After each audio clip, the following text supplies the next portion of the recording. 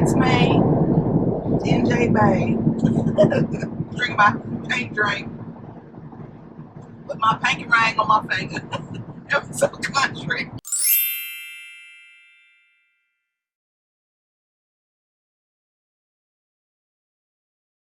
I'm headed to Santa Clarita to attempt to get the Moderna vaccine now. I am not even going to recap the whole thing I've been through with trying to get this vaccine. It's in the other videos, I promise you. And I'm hoping it works out today, but I'm a little nervous that it may not, because my new primary care doctor told me to get it at the clinic where I see her. And there were no appointments in Santa Clarita, which is not close. It's not terrible, but it's not close. Was the closest place. I'm hoping they don't say I need a doctor's note, because it's a different clinic. It's connected to the same network of clinics, so I'm hoping it's okay. If not, then hey, you and I just went on a ride together, okay? That's how I'm gonna look at it. Thank you so much for all the kind words, all the advice, all of the experiences you shared with me after my last video. I'm in a better place today, and I'm working toward being in a better place, consistently. Tuesday was the 23rd anniversary of my arrival here in LA. It was sunny and there were palm trees. Continue straight for 7 minutes to State Route 14 north of Palmdale, Lancaster. I was so excited. The shuttle bus picked me up from LAX and was supposed to take me to my friend's job. Straight for 7 minutes to State Route 14 north of Palmdale, Lancaster. Because my friend Melissa, who was my former college roommate, had moved out here. And she was like, yeah, you can come stay with me for a while till you get on your feet. I'm like, thank you. So she was at work, so the shuttle dropped me off at her job. And I was just so excited that I left one of my suitcases on the shuttle. And I didn't notice for a while. And when I did, the shuttle bus driver came back mad. He had an attitude. And I couldn't even tip him because I had moved here with $220. And so I was just like, I need every penny I have. And I think I spent, I don't know, it felt like I spent $50 the first time I went to the grocery store for like bread and milk. And I was like, what happened? Why is half my money gone? Interesting times. I look back on them fondly. Surviving on 29-cent McDonald's hamburgers because the extra 10 cents for cheese, because the cheeseburgers were 39 cents. Remember, some of y'all that are not youngins will remember 29, 39. They had that jingle going. And I would get my 29. I would buy like a bunch of them and reheat them. I couldn't eat all the ones that I bought, so I would just like reheat them throughout the week. They were terrible reheated. Oh my God, they were terrible. But I'm still here, You gotta do what you gotta do. You guys, look, I gotta tell you this story. I didn't want to make this a long video, but you have to hear this story of how my day went yesterday. So somebody hacked my Walmart.com account and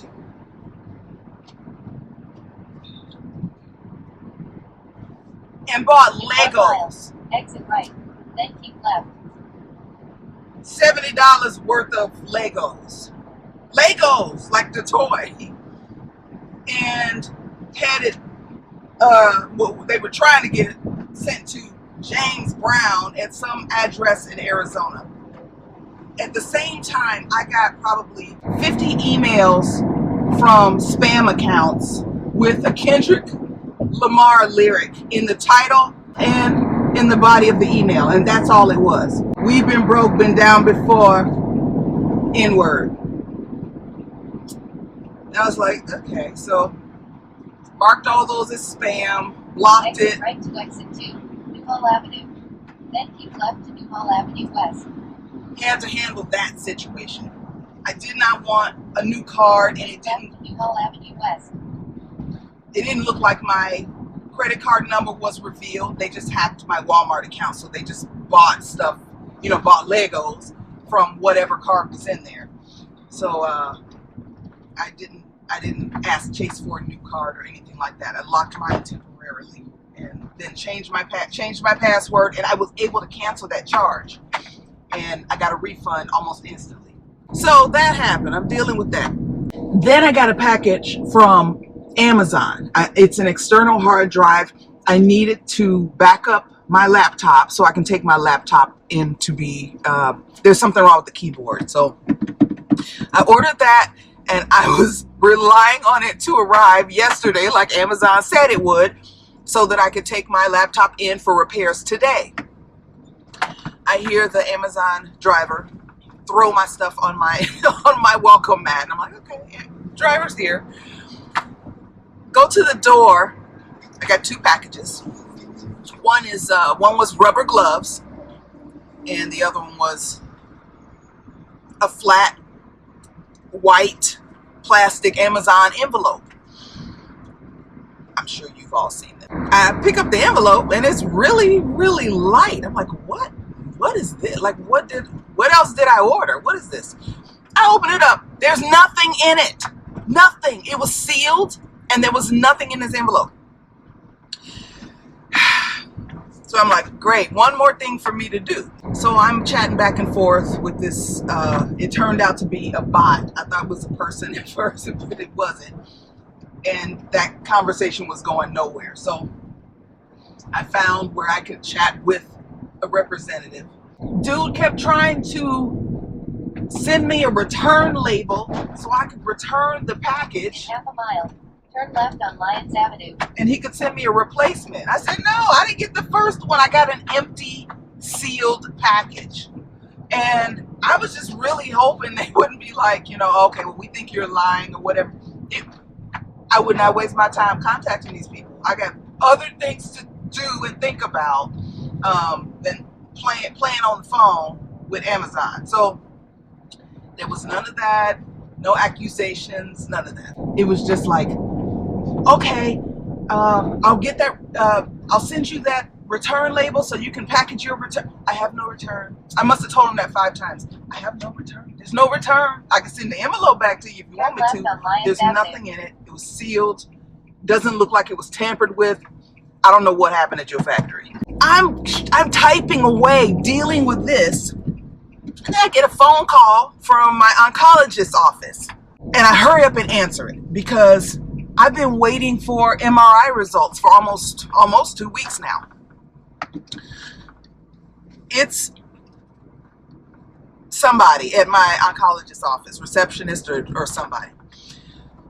I don't know what her official title is. She says that my doctor wants me to get a PET scan and an echocardiogram ASAP. And I said, why? And she said, she didn't know. And I said, well, okay, wait. I don't understand. Like, is this because of something that she saw on my MRI? She said, no, I see you have an appointment with her in December. And I said, yeah, so why do I have to get this done ASAP? Like, it's not computing for me. I don't get it. And she just didn't know. I said, okay, well, can you have her call me? And she said, I will, but you need to get this done as soon as possible. And I kept her on the phone probably longer than I should have, because I was like, wait, this is not like, I need you to tell me more. Why am I getting these things done? Is there a problem? Well, I think she just wants to make sure she has it in time for your appointment. My appointment is in December. Like, what are we talking about here? So finally I let her off the phone. I said, please have my doctor call me. So then I go into my online medical record and I see that my doctor has put in an order for a port placement. And I'm like, oh no, I can't, I don't want to go through this again. I just felt sick. It ends up okay. It ends up okay. I don't want to make you nervous. About 10 minutes later, my doctor calls me. And as soon as I pick up the phone, she's apologizing profusely. Apparently, none of those orders were for me. None of them. They got me mixed up with somebody who has a similar name. This should never happen. I understand mistakes happen, but like, if you work in an oncology office, you might want to double check. I like my doctor. I think she's on it, this oncologist, but her office has dropped the ball 3 times this year in like a major way. And this is right on Orchard pretty Village Road. egregious, because think about if I wasn't as mentally stable as I am, you know? Like you can't be doing that. Having people thinking, oh, guess what? Knock, knock, knock. Here, let's give you this port because now you need chemo. So she told me that the scan shows, okay, so I had surgery and treatment on the left side. They were looking at the right side because in February they saw some sort of mass that they wanted to take a closer look at. So that's really what the MRI was for. She said the mass is still there, but it's smaller, and they think it's a benign cyst. And they don't want to biopsy it at this time. I do have a mammogram in December, so they'll be able to look at it again and see, you know, is it growing? Like, has it changed? Is it getting smaller? What's going on? And if there's an issue, they can intervene at that time. One thing that they had not anticipated was seeing a nodule on my lung. They caught it totally by accident. So she wants me to get a CT chest scan. She said, don't worry. I just want to look at it. She said a lot of times these are benign. She asked me if I had ever smoked, and I told her no. She asked me if I was around secondhand smoke. I told her no.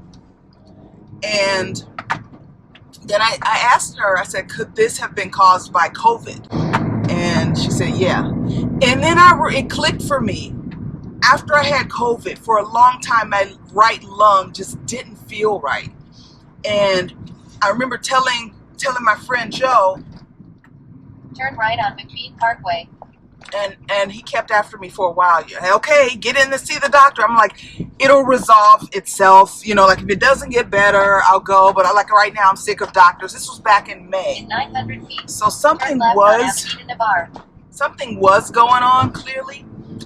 Hoping it's benign and just scar tissue, you know, that doesn't affect me in any way. I also have to go to the cardiologist on Monday. My primary care doctor noticed that my heart rate has been consistently high over the past year. It's something that I noticed, but nobody else ever said anything, you know. And it does go down low, but it's very often up around or even over 100. You arrived at your destination.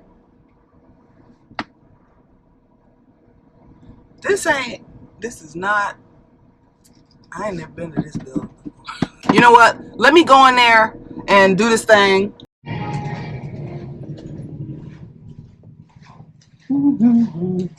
Looking for 215. Well, it ain't that way. Oh, it's right here. UCLA, primary care. Put your mask on, boo. Got a mask on. Here I am 3 days later. I wasn't able to take you in with me to get vaccinated. I asked the nurse and she said no, they didn't allow photography in there, and that was cool. And then I came out, I filmed a little bit, but I was rambling and I was all over the place. And then my camera, it was on the dashboard. It got too hot, so it just cut off. I just got home from my appointment with the cardiologist. He said he thinks things are okay, but he wants to put a monitor on me for 14 days just to see what my heart is doing. He said sometimes it can get, it can be fast, but as long as there aren't any significant arrhythmias or other issues, then it's nothing to worry about. So I'm hoping that's what it is.